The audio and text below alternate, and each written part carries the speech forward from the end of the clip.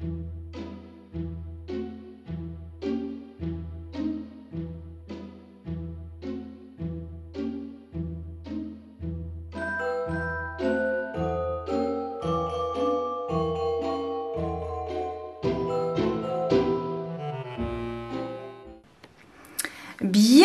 à toi qui passe par là. J'espère que tout va bien de ton côté et que tu passes d'agréables moments. Alors, on se retrouve aujourd'hui pour une vidéo spéciale Alexandra Gabriel, qui est donc médium et numérologue. J'ai décidé de te partager les livres et l'oracle que j'ai de cette jeune femme. Je l'ai découverte l'année dernière, donc 2023. Lorsque je voulais approfondir mes connaissances dans la numérologie et donc je ne savais pas trop vers qui me tourner au niveau des livres. Et donc j'ai découvert ce premier livre, donc Mon chemin d'âme sur Terre avec la numérologie, donc d'Alexandra Gabriel aux éditions Exergue. Je t'ai fait une série de vidéos en septembre dernier, donc en septembre 2023, où je t'ai fait 13-14 vidéos sur les différents chemins de vie suivant votre date de naissance. Et donc je me suis aidée de ce livre. Donc c'est un livre qui regroupe donc la numérologie, hein, tu l'auras remarqué. Dans ce livre, nous avons différents chapitres par rapport aux nombres, puisque nos nombres, les chiffres nous entourent toute notre vie et ont une signification particulière suivant votre date de naissance, votre nom de famille, votre adresse, votre ville de naissance. Voilà, donc elle se base, dans un premier temps, elle se base sur 3 types de nombres, les 3 nombres clés du thème en numérologie et leur méthode de calcul, donc à savoir ici le nombre de chemins de vie qui est déterminé par la date de naissance. Il nous parle du but ultime, de l'itinéraire de l'âme dans cette existence. Ensuite, elle nous parle aussi du deuxième nombre clé, donc le nombre du chemin d'expression. Ce nombre représente le caractère, la personnalité de l'individu. Et enfin, le nombre ressources. Alors, encore bien trop souvent ignoré, il est pourtant détenteur de la clé qui peut venir résoudre bien des problématiques. C'est le nombre ressources. On l'appelle ainsi car il est en quelque sorte la botte secrète de l'âme. Il faut le considérer comme un joker. Donc ça, ce sont les 3 nombres principaux sur lesquels on peut travailler lorsqu'on fait un travail sur soi, une thérapie, quoi que ce soit, que l'on veut faire du développement personnel sur soi-même et même pour les autres d'ailleurs. Ça peut être intéressant de le faire sur des membres de notre famille, qu'elles soient de sang ou de cœur, peu importe, des amis, etc. Et je trouve que c'est très révélateur. Donc on part du chiffre 0, de là où tout commence, tout est possible, tout est réalisable. C'est le jeu de la vie. Ceux qui ont la référence, bienvenue.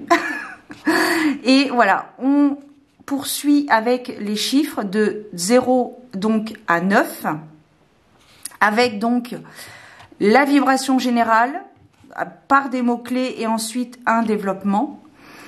Le revers du chiffre, donc là le revers du 2, les points peut-être plus sensibles, les points peut-être que l'on a du mal à accepter, tout du moins. On poursuit avec le principe de réalisation, les défis à relever, également la petite réflexion karmique et avoir aussi le nombre ressources. On a un petit chapitre suivant notre nombre ressources. Voilà. Donc ça jusqu'au 9. Et ensuite, nous avons des maîtres nombres. Voilà. Ici, nous avons les maîtres nombres qui sont donc 11, 22, 33 et 44 qui ont une vibration assez haute. Les maîtres nombres fascinent tout un chacun, mais les incarner n'est pas toujours chose aisée, car leur haut degré d'exigence amène souvent l'individu à devoir se dépasser et à résoudre des problématiques majeures pour se propulser à un niveau de conscience supérieur. Donc, il y a d'autres choses, je te lis, comme tu l'as remarqué, juste un extrait. Et donc là, bah, écoute, même combat, même mise en page, on a la vibration générale, le revers à chaque fois. Voilà, donc pour le 11, 22, 33 et 44. Ensuite, on a différents différents développements sur d'autres thème. Ici, le nombre actif qui est représenté par la vibration de notre premier prénom. Il vient nous indiquer ce que vous dégagez au premier abord et ce que les gens perçoivent de vous au premier coup d'œil. Vous avez le nombre héréditaire qui est donc source, qui vient de la source de votre nom de naissance, de notre nom de naissance. Voilà, qui peut en dire beaucoup. Également sur les prénoms intermédiaires. Donc les prénoms intermédiaires n'ont à mon sens pas leur place dans le nombre d'expressions. Toutefois, ils jouent un rôle majeur dans l'étude de la grille d'inclusion et pour comprendre certaines subtilités de la personnalité de l'individu et autres héritages transgénérationnels. Ensuite, le nombre intime. Voilà un nombre fort intéressant qui va venir nous éclairer sur cette question à la fois si singulière mais si importante. Si vous aviez une baguette magique, que voudriez-vous voir apparaître dans votre vie tout de suite, maintenant? Tintin, roulement de tambour Jean-Pierre. Et donc pareil, il y a différents calculs à faire. Le nombre de réalisations. Voici un autre nombre clé du thème, le nombre de réalisations. Ce nombre est souvent négligé par le natif et cela est un peu dommage, du moins. Il ne le prend pas au sérieux et n'en a pas suffisamment conscience. Donc là, qu'est-ce que vous aimez faire et pourquoi vous êtes doué naturellement? Et ce, pourquoi vous êtes doué naturellement. Donc là, pareil, il y a toujours une petite méthode de calcul très très intéressante. Alors pour l'avoir fait sur moi-même et sur quelques personnes autour de moi, c'est vraiment quelque chose, c'est assez pertinent. Parce qu'il y a quand même du vrai dans ses écrits par rapport à notre personnalité, par rapport à notre façon d'être, de vivre, etc. Il en ressort vraiment quelque chose de très significatif. Voilà, c'est pourquoi j'ai voulu, j'ai vraiment eu un coup de cœur avec cet auteur parce que je trouve que j'aime beaucoup son approche, son explication.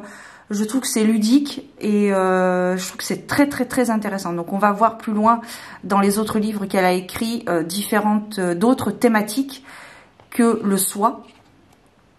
Voilà. Ensuite, on a toujours par rapport à notre heure de naissance, suivant votre heure. Voilà. Et puis, voilà, le nombre de la leçon d'âme. Voilà maintenant un nombre fort intéressant qui va nous permettre d'aller un peu plus loin dans l'analyse de ces quatre actes de la pièce de théâtre de notre vie. Le nombre de la leçon d'âme. Voilà, on pourrait le comparer à un lieu, à un monument que l'on tient absolument à visiter lorsqu'on arrive dans un endroit pour la première fois et que l'on clame fièrement. Je ne repartirai pas d'ici tant que je ne l'aurai pas visité. Donc voilà, il y a tout un travail très intéressant à faire et enfin moi je sais que ça m'aide beaucoup. Ça me confirme sur certaines choses, ça répond à quelques interrogations que j'ai aussi, enfin que j'avais puisque maintenant j'ai les réponses. Et du coup, c'est un très bon guide. Je trouve la numérologie est un très bon guide dans le parcours humain. Voilà, dans cette vie. Voilà. Et ensuite, elle nous parle du nombre de l'année personnelle, donc par rapport toujours à votre date de naissance et l'année en cours. Voilà. Alors, c'est un petit peu plus long pour les années personnelles. Voilà, on a l'ambiance générale, il y a un peu plus de développement, donc je trouve que c'est super intéressant. Et pour l'avoir fait, comme je te disais, pour moi, vraiment ça colle. Hein. C'est vraiment très parlant et assez curieux. Enfin, comment des nombres peuvent autant résonner en nous sur certains points en fait. Je trouve que c'est un peu comme l'astrologie en fait. Et voilà. Et donc à la fin du livre, vous avez un modèle, enfin un modèle. Vous avez la possibilité de créer votre carte d'identité cosmique avec un rappel de la méthode à calculer. Voilà. Et vous avez des modèles aussi pour la grille d'inclusion. Voilà. Donc j'ai trouvé ça super pertinent. Je l'ai fait d'ailleurs, enfin comme je te disais, je l'ai fait pour moi. Je me suis fait mon thème numérologique et j'ai trouvé ça super intéressant quoi. Donc voilà, je te lis le dos du livre, chose que j'aurais peut-être dû faire en début de vidéo. La numérologie est un puissant outil de connaissance de soi, des autres et du monde. Elle vous redonne les clés de votre maison intérieure pour évoluer en conscience sur votre chemin d'incarnation. Voilà, donc je te laisse faire une petite pause si tu souhaites lire tranquillement le dos du livre. Voilà, donc ça c'est, ça a été ma découverte du coup avec cette personne, cet auteur. Donc ça c'est le premier. Ensuite, alors on se retrouve, j'ai dû couper inopinément. Donc je reviens, pardon, donc pour la suite des livres d'Alexandra Gabriel. Donc ici les mandats d'âme célestes avec la avec la numérologie, toujours aux éditions Exergue. Donc c'est un livre que j'ai acheté à la suite du premier que tu viens de découvrir peut-être, ou de voir, revoir, redécouvrir. Les mandats d'âme céleste avec la numérologie. Alors ici on est plus sur un travail de deuil avec les défunts. C'est un livre, pour l'instant j'ai arrêté de travailler avec lui parce que je n'ai pas jugé, j'ai jugé nécessaire d'arrêter parce que pour l'instant j'ai les réponses que j'attendais. Et voilà, les réponses à mes questions, le travail de deuil, etc. Donc, toujours aux éditions Exergue, ça je te l'ai dit. Donc, c'est un livre qui nous permet de travailler, donc comme je te disais, avec nos défunts. Par rapport, on part de la date d'obsèques, la date des obsèques. On ne part pas forcément de la date du décès de la personne. Même si elle va en parler, parfois il existe des défunts qui sont décédés le jour de notre anniversaire. Et là aussi, ça a une signification assez particulière. Donc nous avons un avant-propos, une introduction que j'ai trouvé très intéressante à lire. Déjà le travail se fait dans l'introduction, même si on a appris certaines choses par rapport à l'école de la vie ou par rapport à des bouquins, des vidéos, des reportages, etc. Des expériences personnelles par exemple.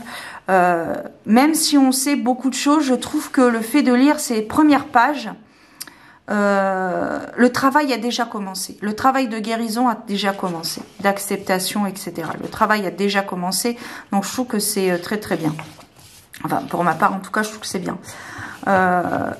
Donc, on poursuit. Voilà, donc là, elle nous parle de la date des obsèques, donc à partir du nombre de reliances. Le nombre de reliances qui correspond, quelles sont les choses que vous pouvez faire pour être relié directement avec votre défunt, par exemple. Voilà, Ensuite, donc il y a toujours cette méthode de calcul. On a toujours un petit paragraphe, voilà. Ensuite, on a l'année personnelle terrestre et céleste. Donc l'année céleste, c'est l'année où la personne est décédée, a quitté ce plan terrestre pour continuer, poursuivre son chemin dans l'au-delà. Donc voilà, il y a une méthode de calcul, toujours pareil.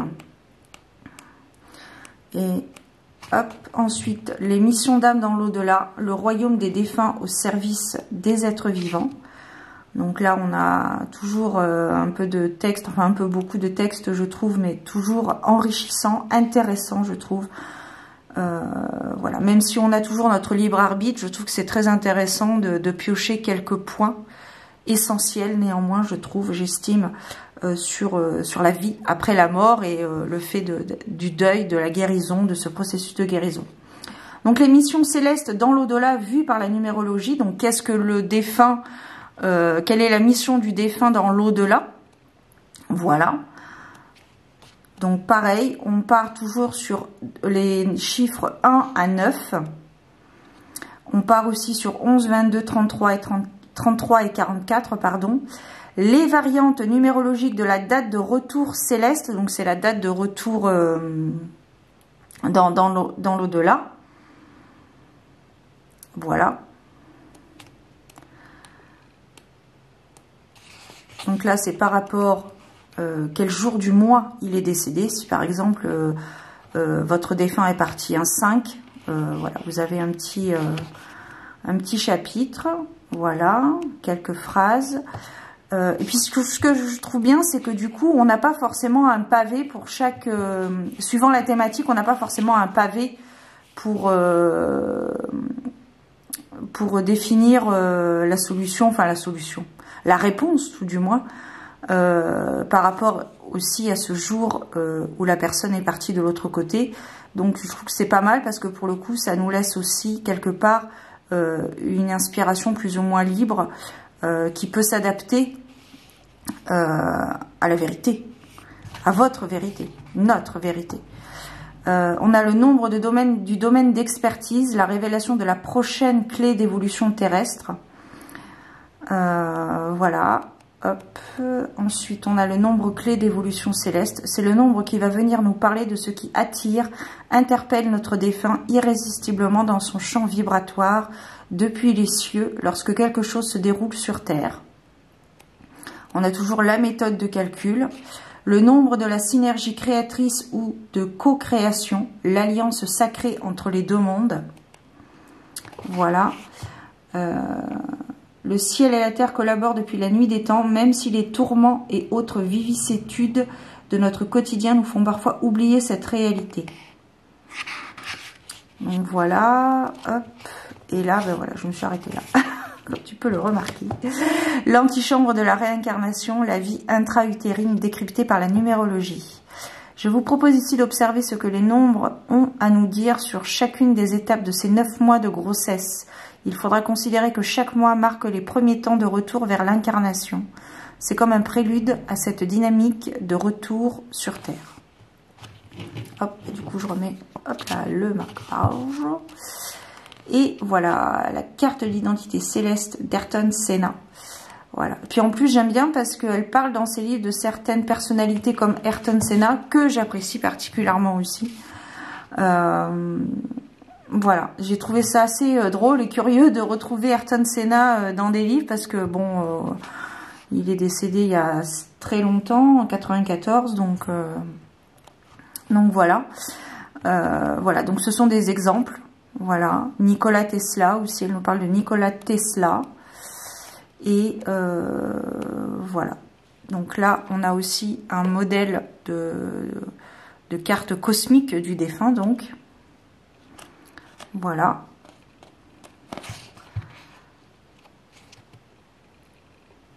Donc je trouve que c'est un travail très intéressant à faire pour nous-mêmes. Enfin voilà, c'est un bon travail, je trouve, de développement personnel. Et puis par la suite, j'ai eu l'agréable surprise de recevoir gratuitement de la part des éditions Exergue ce livre, donc le dernier, enfin l'avant-dernier, d'Alexandra Gabriel, Les missions d'âme dans l'au-delà, livre oracle, que j'ai reçu également avec le petit oracle de Madame et de Monsieur, toujours d'Alexandra Gabriel. Donc on va commencer avec le livre. Alors ici, je trouve que c'est super intéressant. Bon, j'ai pas trouvé Chester Bennington. Chester Bennington, le chanteur de Linkin Park qui est décédé en 2018. Fin juillet. Mais bon, c'est pas grave. Peut-être dans un prochain livre, je ne sais pas, ou pas du tout, peu importe, c'est pas grave. Ici, elle regroupe en fait un certain nombre de personnalités qui peuvent nous délivrer des messages. Donc, par exemple, je vais prendre, et là, pareil, dans l'avant-propos, on a déjà un travail qui commence à se faire. Je trouve que c'est, enfin, moi, je trouve que c'est super intéressant. Elle nous partage aussi des témoignages de clientèle. Donc, je trouve que c'est super intéressant. Donc, par exemple, on va prendre, allez, on va faire un petit peu de bibliomancie, on va prendre celui-là. Le pont doré entre les mondes. Donc là, en fait, elle nous répond, il faut se poser une question. Et puis, au fur et à mesure, eh bien, on prend une page du livre au hasard, entre guillemets, puisque le hasard, pour ma part, n'existe pas, que tout a un sens, que tout arrive pour une raison. Et en fait, suivant la vie de la personnalité, elle conjugue avec des messages célestes de la personnalité. Par exemple, ici, le pont doré entre les mondes, pour une mission collective. Ces défunts peuvent intervenir dans le domaine de la politique, des gouvernements et des sociétés de conspiration afin de préserver l'ordre et la justice pour tous. Ils interviennent également dans la conservation du patrimoine, la préservation de la nature et plus particulièrement des points d'eau. Ils œuvrent pour l'harmonisation des genres, défendant ainsi le droit des femmes. Ils interviennent aussi près du monde agricole et de certaines cultures de niche comme le café, le coton, le thé, le cacao, ainsi que pour la biodiversité. Ils favorisent le commerce éthique et responsable. Alors, c'est un peu d'actualité, si je puis me permettre. Pour une demande individuelle, ces défunts peuvent intervenir auprès des médiums qui ont besoin d'un arbitrage pour faire passer les défunts et retranscrire fidèlement les messages reçus.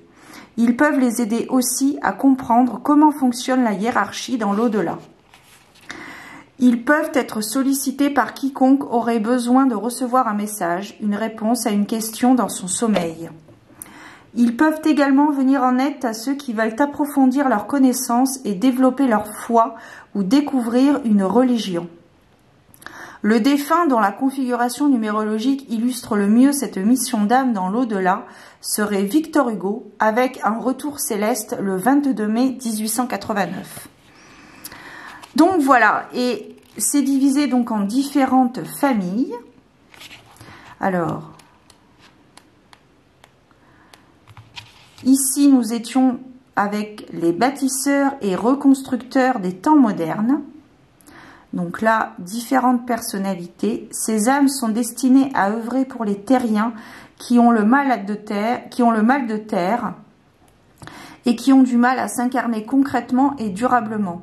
Ils sont destinés à accompagner le commun des mortels dans la construction et la restructuration de l'humanité, afin que les sociétés de demain œuvrent pour bâtir et reconquérir l'essence de la terre. Alors, donc, les différents mandats d'âmes célestes, par rapport toujours au nombre de 1 à 9, dans un premier temps, les éclaireurs de nouveaux lendemains, avec ici, voilà, les différentes thématiques. Ensuite, pour les mandats d'âmes célestes en 2, les compagnons de bonne fortune, pardon. Les mandats célestes en 3, les révélateurs d'expression et de sensations.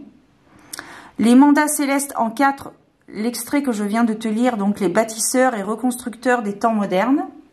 Les mandats célestes en 5, acteurs de vérité et de progrès. Mandat céleste en 6, adoucir les mœurs. Mandat céleste en 7, les souffleurs d'espoir. Mandat céleste en 8, les invaincus. Mandat céleste en 9, les semeurs de graines dorées pour une nouvelle humanité. Les mandats célestes en 11, les visionnaires agréés. Les mandats célestes en 22, architectes visionnaires d'un nouveau monde. Et les mandats célestes en 33, les frères d'âme. Et on termine avec les mandats célestes en 44, frappés d'un grand coup divin. Allez, on va s'en faire un autre. Hop, on va prendre celui-là. Révérence du monde animal et végétal. Pour une mission collective, ces défunts peuvent intervenir au sein de l'environnementisme et auprès des mouvements écologistes et s'impliquer pour la sauvegarde des espèces en voie de disparition et préserver l'équilibre de la planète Terre et du cosmos. Leur aide pour les fouilles archéologiques sera également précieuse. Ils apportent assistance et soutien à ceux qui ont besoin de se faire entendre, défendre leurs droits devant des conventions et institutions qui ne laissent pas de porte ouverte à certaines revendications. Pour une demande individuelle, ils peuvent être sollicités par toute personne ayant un animal ou travaillant avec les animaux afin qu'il y ait compréhension et cohésion mutuelle dans les besoins et attentes de chacun. Ainsi, ils peuvent intervenir pour apporter un éclairage sur des questions en lien avec l'éducation, le dressage d'un animal, mais aussi apporter des réponses à des questions fondamentales et spécifiques soulevées par une espèce végétale ou animale. Ils peuvent ainsi assister les médecines par les plantes. Leur aide sera précieuse à quiconque éprouve le besoin de sortir de la procrastination et qui se sent accablé ou découragé par la lourdeur d'une tâche. Ils pourront insuffler l'élan pour commencer.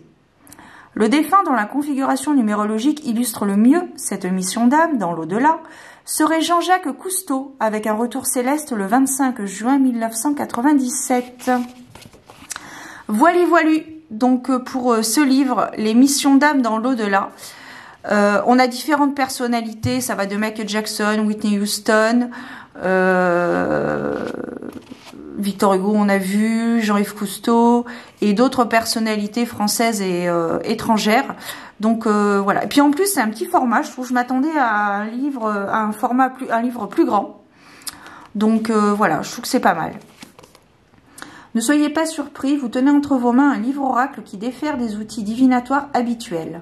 À travers ces missions d'âme dans l'au-delà, vous découvrirez des archétypes universels illustrés par quelques exemples notoires qui ne manqueront pas de vous être familiers. Ainsi, à chacune des questions que vous vous poserez, quel qu'en soit le domaine, travail, amour, santé, famille, la mission sur laquelle le livre oracle s'ouvrira viendra y répondre par des biais bien plus subtils que vous n'auriez pu l'imaginer. Cette mission pourra faire écho à une prière secrète, une difficulté du quotidien, une problématique relationnelle ou un aspect existentiel qui vous engage en tant qu'âme incarnée sur Terre. Voilà. Et puis, j'ai reçu donc aussi, j'ai reçu gratuitement cet oracle, le petit oracle de Madame et de Monsieur, toujours d'Alexandra Gabriel, qui ici se penche sur la relation homme-femme. Si par exemple vous posez une question sur une femme, ben ça c'est la carte de présentation, voilà. Et donc divisé, alors dans une petite boîte, hop là, comme ceci, voilà. Divisé en deux parties, bien évidemment, vous avez les cartes roses qui représentent les femmes et les cartes bleues qui correspondent aux hommes. Alors on va voir si par exemple on se pose une question sur un homme en particulier. Alors là, voilà.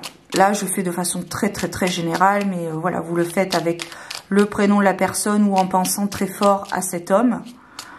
Et on va voir, hop. Monsieur 11, l'insaisissable. Il livre une bataille permanente à ses propres contradictions. Vous avez du mal à le cerner ou à savoir ce qu'il veut vraiment? C'est normal. Lui-même ne le sait pas. Entre son désir profond d'aimer et d'être aimé, ou le besoin profond d'aimer et d'être aimé, ou le besoin impérial de fuir tout engagement, il brouille toutes les pistes et vous plonge dans un vacarme émotionnel assourdissant. Voilà, donc ça c'est voilà pour vraiment en savoir un petit peu plus sur les relations homme-femme, femme-homme, hein. Homme-homme, femme-femme, hein, voilà. Et on va poursuivre avec un message aussi pour une femme. Si vous pensez particulièrement à une femme, nous allons voir un petit peu. Ah, je crois qu'il y en a plusieurs qui sont retournés, ouais. Bon, je ne vais pas vous lire les quatre. Hein. Hop.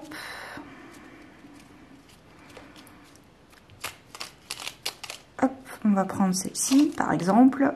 Madame 10, la charismatique. Ne vous laissez pas décontenancer par son rayonnement. Il n'altère en rien la considération qu'elle peut avoir pour vous. Seulement, les règles avec elle sont claires. Flexibilité et intégrité. À vous de maintenir une relation d'équilibre. Vous n'avez pas besoin d'une muse, inutile de l'idolâtrer, car vous la mettriez à un autre rang, alors qu'elle se veut accessible et à votre portée. Voilà. Donc, la même chose. Hop. Voilà. On doit avoir à peu près 81 cartes, peut-être. Je ne sais pas. Ce n'est pas marqué. Et si vous appreniez à mieux cerner la personnalité de ceux qui vous entourent grâce à la numérologie? Un nombre égale un trait de caractère. Voilà. Hop. Donc, je trouve que ça peut être... pourquoi pas? Pourquoi pas? Hop. Ensuite, le dernier livre que j'ai acheté de Alexandra Gabriel. Alors celui-là, je ne te le cache pas, je suis transparente, je l'ai acheté les yeux fermés. Je m'attendais pas, je ne savais pas trop à quoi m'attendre. Bon, je savais que ça parlerait de numérologie, bien évidemment. Mais voilà, et donc du coup, je m'attendais comme je m'attends pas à grand chose, à rien de spécial en particulier. Je ne savais pas trop de quoi ça parlait. J'avais pas lu le synopsis, voilà. Donc voilà, dès que j'ai vu Alexandra Gabriel, mon journal de numérologie, alors j'avais des idées en tête, je me disais tiens, ben, peut-être que c'est pour mettre au propre notre numérologie personnelle et quelques développements supplémentaires sur chacun des nombres. Et en fait, ben, pas du tout. Donc déjà, dans un premier temps, j'ai été agréablement surprise par le fait que ce soit un livre assez garni. Je m'attendais à un journal de numérologie comme un journal de tirage, donc avec peut-être 100 pages, quelque chose comme ça. Enfin, je m'attendais honnêtement à un petit cahier, un livre peut-être comme ça, tu vois. Et en fait, pas du tout.